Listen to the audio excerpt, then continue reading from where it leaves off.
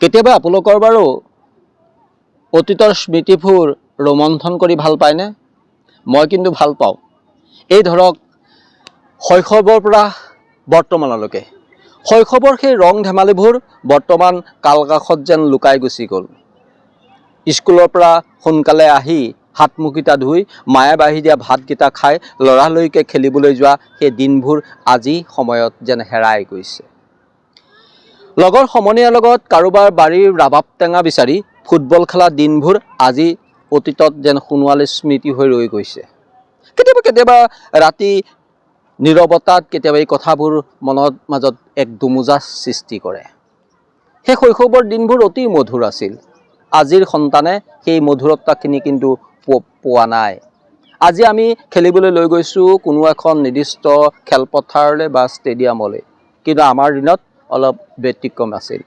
আমাৰ দিনত আমি ঘৰলৈ আহি হাত মুখকেইটা ধুই ভাতকেইটা খাই লগৰসকলে ঐ সময় বহুত হ'ল যাওঁ আকৌ খেলিবলৈ, আমি দৌৰ মাৰিছিলোঁ। মাহঁতে বাধা দিছিল, এতিয়া যাব নোৱাৰা, কিন্তু তথাপিতো নামানি আমি কিন্তু সেই খেলিবলৈ গুচি গৈছিলোঁ। ক্ৰিকেটৰ বেটখন এডাল কাঠৰে তাক ভাঁজ কৰি ধুনীয়াকৈ বনোৱা হৈছিল আৰু শুকান সেই বাঁহৰ মুঢ়াটো গোলকৈ আকৃতি কৰি তাক বল আকাৰ দিয়া হৈছিল আৰু সেই বাঁহৰ সেই বলটোৰে আমি বেটেৰে খেলিছিলোঁ। বিভিন্ন ওচৰৰ গাঁওবিলাকত আমি সদায় গৈ ইটো পাৰ্টিৰ লগত সিটো পাৰ্টিৰ লগত খেলা ধূলা হৈছিলে। কেতিয়াবা তাৰ মাজতে কিছুমানে ঠেহ পাতিছিল, মই নেখেলোঁ যা বুলি কৈ গুচি গৈছিল। কোনোবাই যদি বেট পাত ধৰিবলৈ নাপায় সোনকালে, তেতিয়াও কিন্তু সিহঁতি অফেন হৈছিল আৰু ঘৰলৈ গুচি গৈছিল। আকৌ বহুত বুজোৱা মেলত আহি এইখিনি পোৱা হৈছিল। আজিকালি প্ৰায় সংখ্যক গাঁৱতে দেখা যায়, বিভিন্ন ঠাইত আছে এতিয়াও, এটা আছিল যে আমাৰ শৈশৱৰ সেই কিশোৰসকলক বিভিন্ন ক্ষেত্ৰত উচতনা দিয়াৰ ক্ষেত্ৰত আমাৰ বহুত বেলেগ ধৰণৰ আছিল, যেন মইনা পাৰিজাত। আজিৰ তাৰিখত বিভিন্ন গাঁৱত সেই মইনা পাৰিজাত নাই আৰু বিভিন্ন ঠাইত কিন্তু সেই মইনা পাৰিজাত এতিয়াও আছে। আপোনালোকে মন কৰিব, মইনা পাৰিজাতখন হৈছে শৈশৱৰ পৰা বৰ্তমানলৈকে বিভিন্ন বিভিন্ন প্ৰতিযোগিতামূলক অংশগ্ৰহণ কৰা সি এটা পদ্ধতি আছিলে। আমাৰ গাঁৱতো আছিল, আমাৰ গাঁৱতো এখন মইনা পাৰিজাত আছিল আৰু সেই মইনা পাৰিজাতৰ পৰা আমি বিভিন্ন কামত সৃষ্টি কৰিছিলোঁ। সেই সময়ত ৰাতিকৈ মনত পৰে যে মইনা পাৰিজাতৰ সেই সময় আমাৰ তত্বাৱধানত আছিল আমাৰ গাঁৱৰ প্ৰশান্ত দা, আমাৰ গাঁৱৰ সূৰ্যকমল দা, বেদকমল দা, পবিত্ৰ দা, এনেদৰে বিভিন্ন সকলে কিন্তু আমাক সেই মইনা পাৰিজাতক পৰিচালনা কৰিছিল আৰু বিভিন্ন কথা শিকাইছিল। সেই সময়ত আমাক আবৃত্তি কেনেকৈ কৰিব লাগে সেইটো শিকাইছিল, সেই সময়ত আমাক বিহু কেনেকৈ মাৰিব লাগে সেইটো শিকাইছিল আৰু সেই সময়ত আমি খেলা ধূলা কেনেকৈ কৰিব লাগে সেইটো শিকাইছিল। সেই সময়ত আমাক শিকাইছিল তৰ্ক প্ৰতিযোগিতাত কেনেকৈ অংশগ্ৰহণ কৰিব লাগে, আকস্মিক বক্তৃতাত কেনেকৈ অংশগ্ৰহণ কৰিব লাগে, আৰু আমি সেইবোৰ কিন্তু পৰ্যায়ক্ৰমে সেই মইনা পাৰিজাতৰ পৰাই শিকি গৈ আছিলোঁ। তেতিয়া সেই সময়ত সেই গাঁৱৰ ল'ৰা ছোৱালীবিলাক বেলেগ এটা অভিভাৱকৰ তলত বাস কৰিছিল। গাঁৱৰ ডাঙৰসকলে যদি আমাক চুপ বুলি কয় আমি মনে মনে বহি আছিলোঁ। ডাঙৰসকলে যে আমাক কিবা এটা উপদেশ বা কিবা এটা নিৰ্দেশ দিছিল সেইটো কাম কিন্তু আমি 10 কাম বাদ কৰি হ'লেও সেই কামটো কৰিবলৈ আমি দৌৰি গৈছিলোঁ। কিন্তু আজিৰ তাৰিখত সেইটো এটা অভাৱত আমি পৰিণত হৈছে।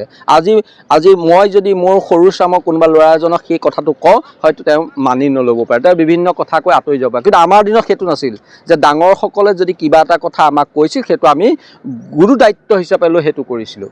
আৰু যদি আপুনি দেখিব যে আগৰ গাঁওখনত ভাওনা সভা যেতিয়া পাতে, গাঁৱৰ বিভিন্ন ডেকা বয়সস্থসকল সকলো কিন্তু একেলগে একগোট খাইছিল আৰু তাত সেই বয়সস্থসকলে বা ডাঙৰ দাদাসকলে যিখিনিক যেনেকৈ ভাও বিলাই দিছিল সেইদৰে কিন্তু সকলোৱে অভিনয় কৰি গৈছিল। আৰু এতিয়া তাৰিখত কিন্তু এইটো এটা বেলেগ ধৰণৰ হৈছিল। কেতিয়াবা যদি আমাৰ কোনোবা এজন পুৰুষকে যদি কয় তোমাক নাৰী চৰিত্ৰটো দিয়া হৈছিল, হাঁহি মুখে সেইটো গ্ৰহণ কৰিছিল। আমিও কৰিছিলোঁ, আমিও সেই সময়ত বিভিন্ন নাৰী চৰিত্ৰ কৰিছোঁ।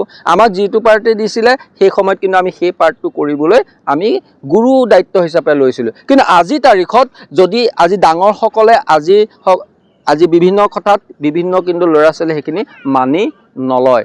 গাঁওবিলাকত আজি বিভিন্ন ধৰণৰ সমাজ গঢ় উঠিল। সমাজ গঢ়িব পাৰে, বিভিন্ন ধৰ্ম প্ৰান্তৰ বেলেগ বেলেগ হ'ব পাৰে, কিন্তু সেই সমাজবিলাক আগৰ একে গোটে আছিল। গাঁও সভাখনত কিন্তু সকলোৱে একগোট হৈ সেই অংশগ্ৰহণ কৰিছিল। আজি তাৰিখত কিন্তু খেল হিচাপে বিভিন্ন ঠাইত ফাটি যোৱা আমি দেখিবলৈ পাইছোঁ। কিন্তু বিভিন্ন ক্ষেত্ৰত বিভিন্নখন গাঁও এতিয়া নিদৰ্শন হৈ আছে।